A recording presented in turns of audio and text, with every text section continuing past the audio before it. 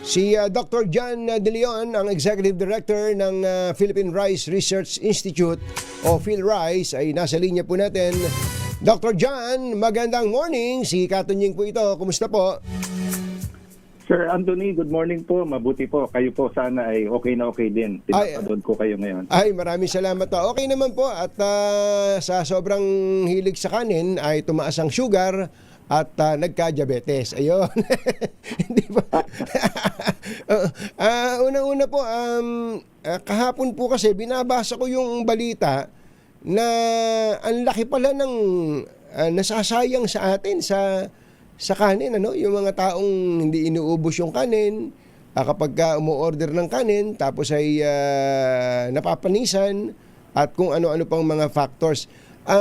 Sa inyo na nga manggaling, ano po yung actual data na inyo pong nakalap tungkol sa wastage ng kanin? Yes sir, Katunying po.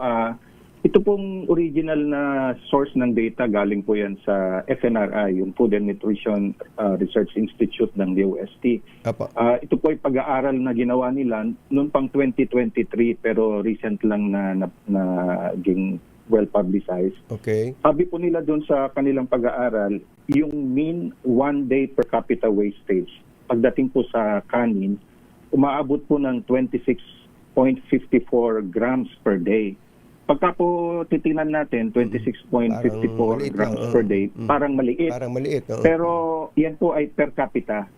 Ngayon, araw-araw. So kung araw-araw, 365, Yes. sabi po ng ilang pag-aaral, 90% na ng populasyon natin ay kumukonsumo ng rice. Yes. So kung ganun po natin siyang titingnan, parang nakakabahala to dahil aabot nga ng napakaraming kanin ang nasasayang natin. Kaya yun po yung laman nung report na nabasa po ninyo. Kung i-interpretin po natin kasi yung 26.5 grams na yon, dalawang kutsara po yun pag i-convert. Yes. So isipin natin yung dalawang kutsara sa isang pinggan, hindi nauubos. Kayo po, may restaurant kayo na sikat.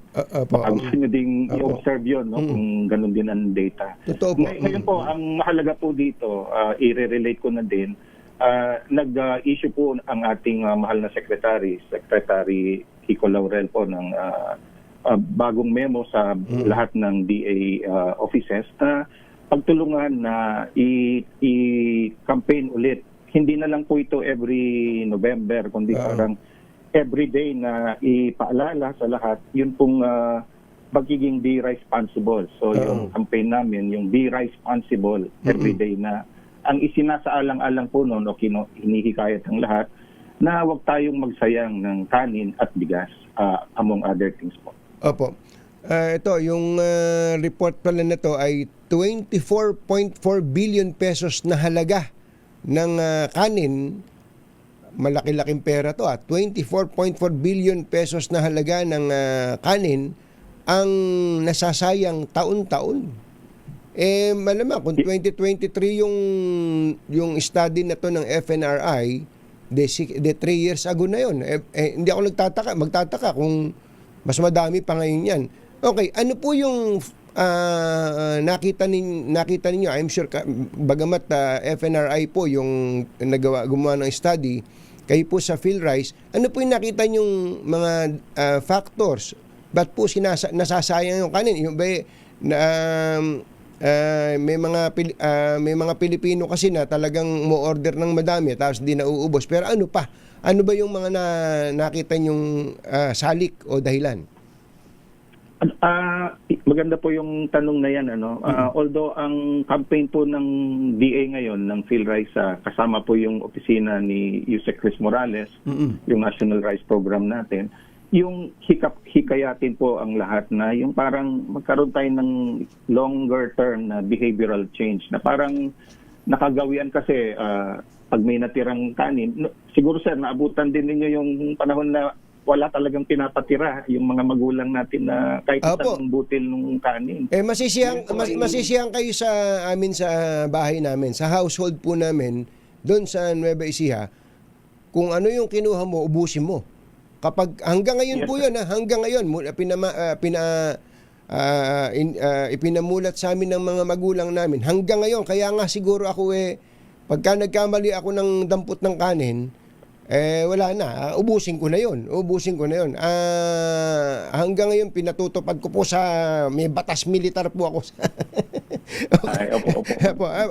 Yan, sana masundan ng iba pang mga household. Sige nga po, ano, FNRI. Opo, sige po. FNRI, Sir Icon parang sa household yun, no, sa isang plate. Opo. Hindi pa, wala pa yata dito yung halimbawa sa mga fast food na doon ang may isip mo dahil nagmamadali, hindi na nauubos siguro yung pagkain.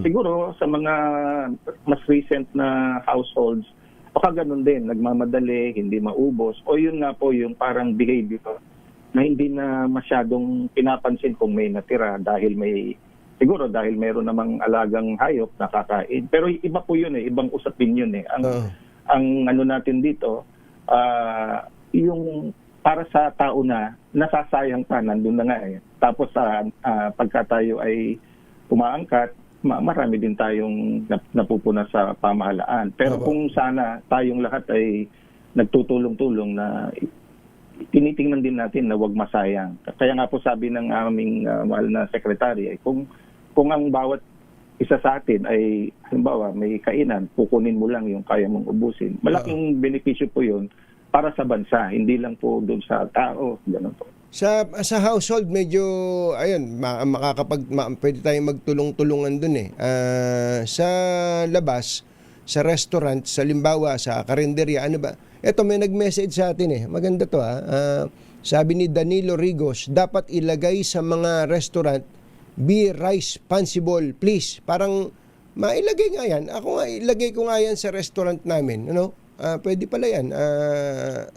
Para contribution na rin ng bawat entrepreneur o bawat nagtitinda ng kanin.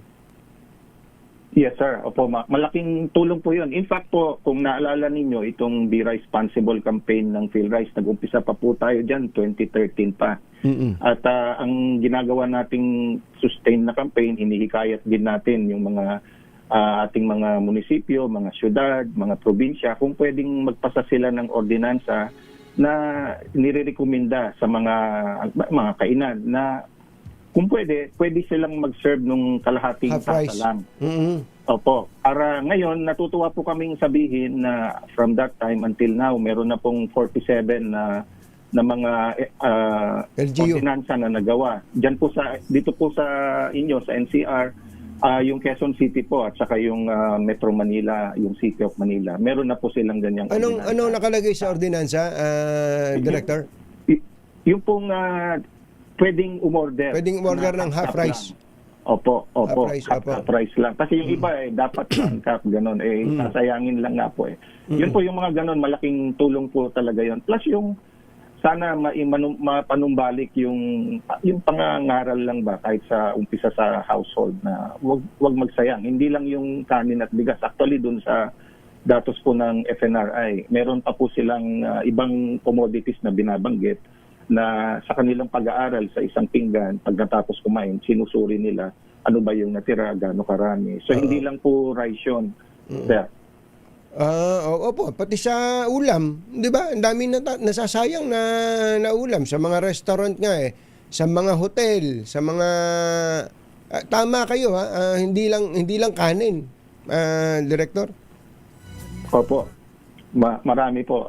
Kaya ang amin po, ito personal din na pananaw ko, but I think marami naman ang mag-agree.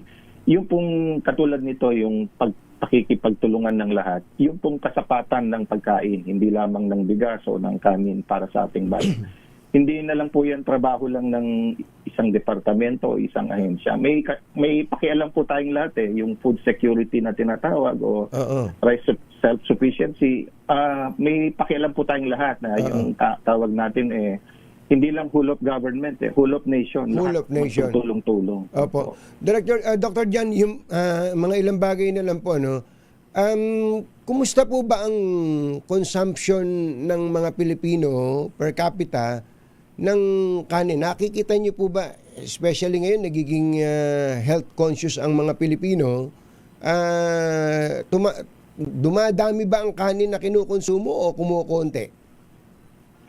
Sa recent po na data, parang nasa 120 kilos per capita per year. 120 ano.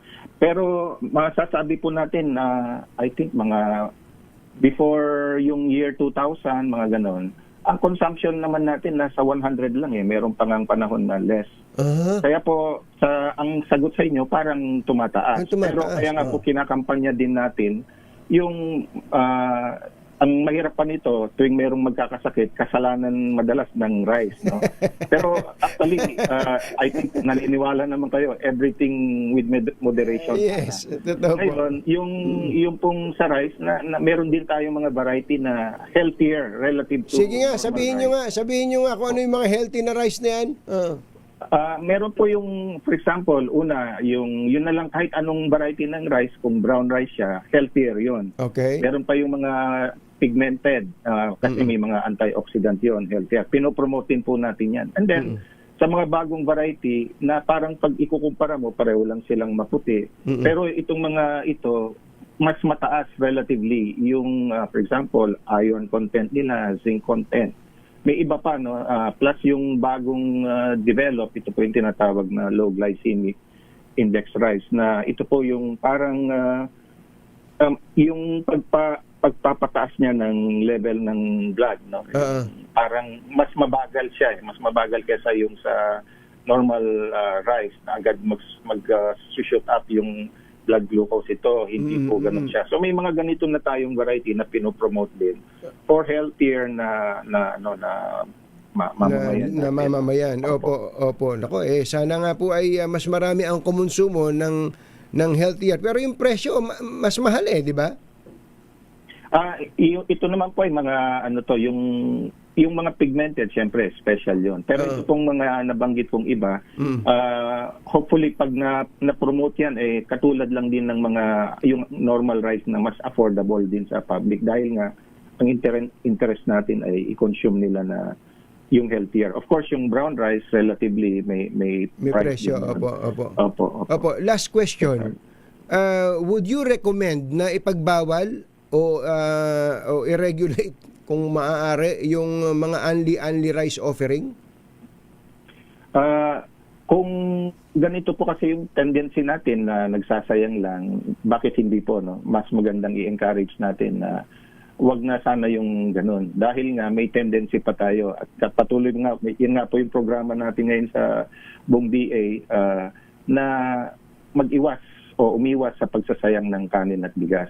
In fact, Sir Anthony, kung madagdag ko lang, meron po, kung sana may pagkakataon kayong bumisita doon sa atin sa PhilRice, may pakita din namin sa inyo yung aming Big Data Analytics Center. Doon po yung big data, makikita namin. Parang kung ito lang po naman ay usapan lang natin. Kung halimbawa, maibalik natin, kahit sa kasalukuyan, maibalik natin from 120 kilos per capita yung consumption natin per year.